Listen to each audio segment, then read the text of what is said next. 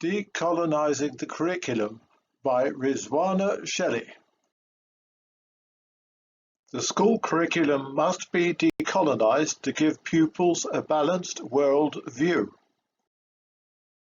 There have for too long been traditions in British schools that almost all worthwhile knowledge came from the ancient Greeks via the Romans, was then greatly enhanced by the English, who then spread their enlightened ideas through the rest of the world through the British Empire, backed by the Royal Navy. As in this cartoon, Britain once saw itself as a ruler of half the world, contrasting it with Napoleon's ambition to merely rule continental Europe. This kind of attitude is quite wrong, and the following slides will explain the facts. It is high time we taught our young people the truth. Nelson's column in Trafalgar Square. Every country has its own version of history. The British still celebrate the great British naval victory of Trafalgar, but in French history textbooks, the British victory at Trafalgar is dismissed as an indecisive skirmish in which the British admiral was killed. Much is made of the British victory at Agincourt. See the painting on the left.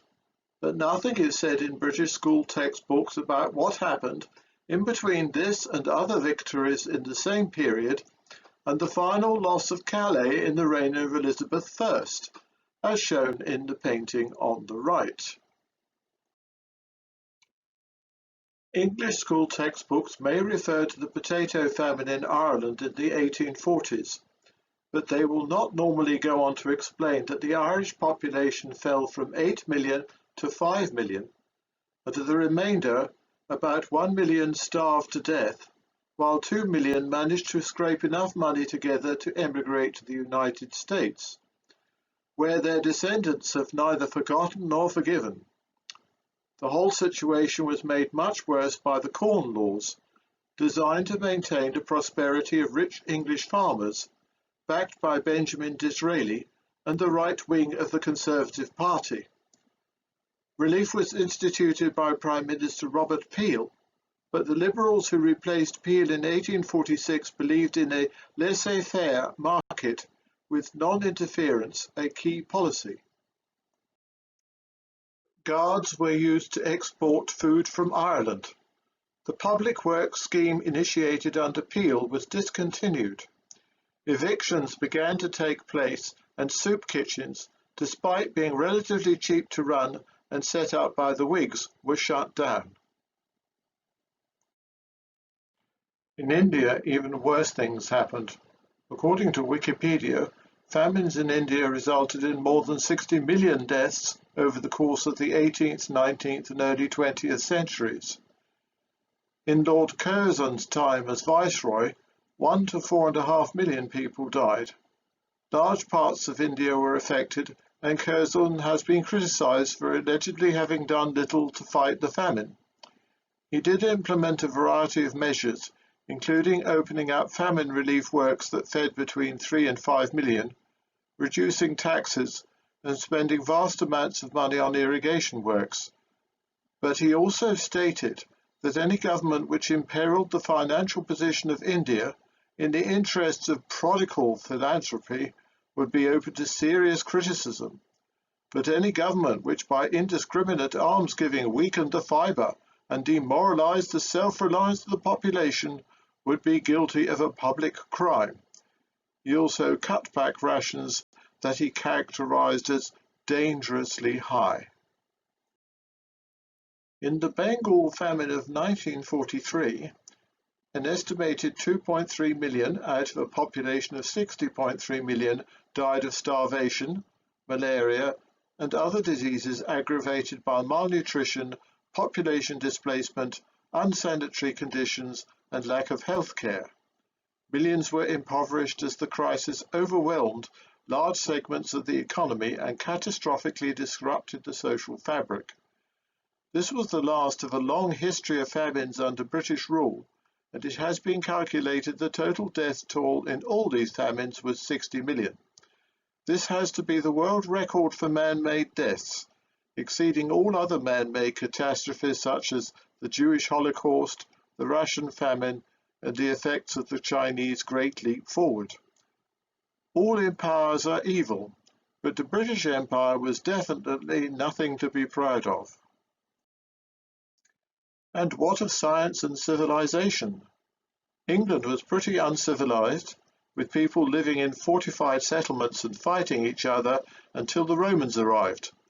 Although prior to 800 BC, life appears to have been less violent, although nothing was written down. On the other hand, we know that Harappa, in modern-day Pakistan, had a good working public sewerage system 5,000 years ago, not matched in England until the 19th century. How old is the beginning of civilization, and where did it start? In South Africa, ostrich shells with designs on them have been found. These date back to 60,000 years ago.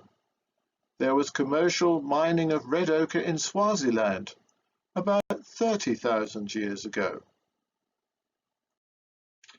Contempt for and ignorance of local knowledge and culture has led to some almighty catastrophes and may yet result in more.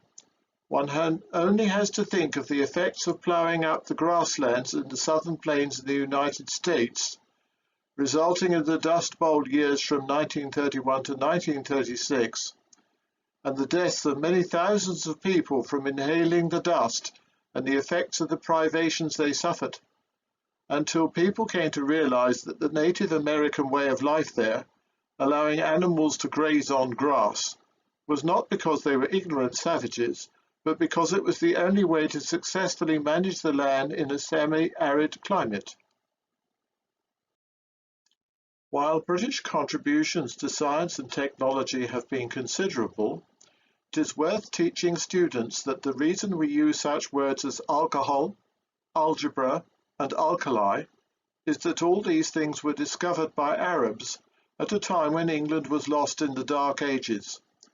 All the major stars in astronomy are still referred to by their Arabic names, and the Holy Quran gives an accurate description of how the Earth will come to an end, billions of years in the future, when the Sun will expand to become a red giant star and swallow up first the Moon and then the Earth.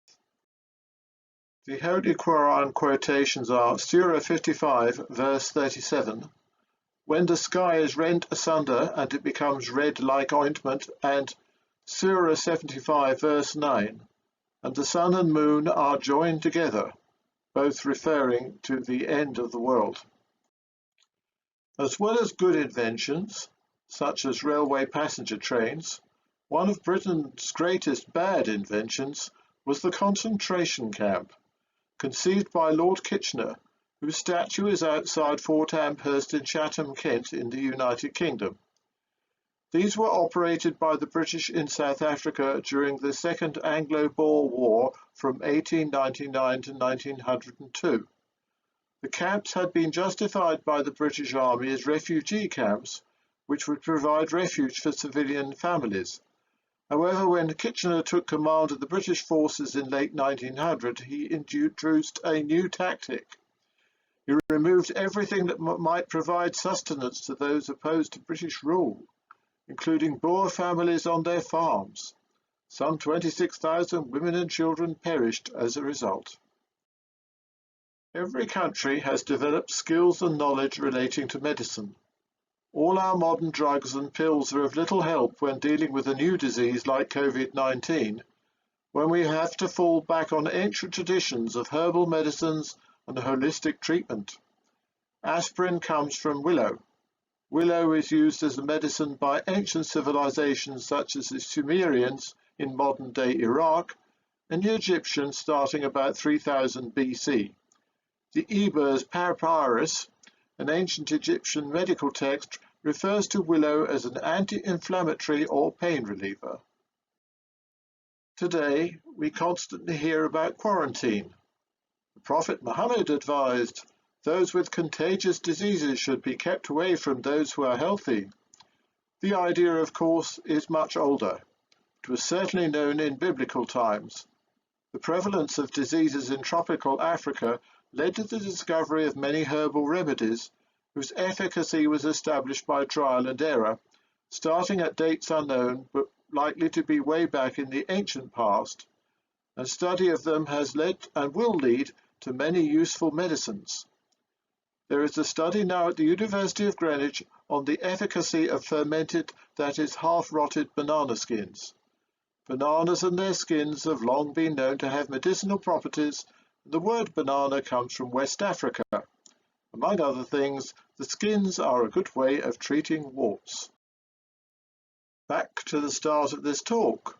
The curriculum must be decolonized to give pupils a better world view.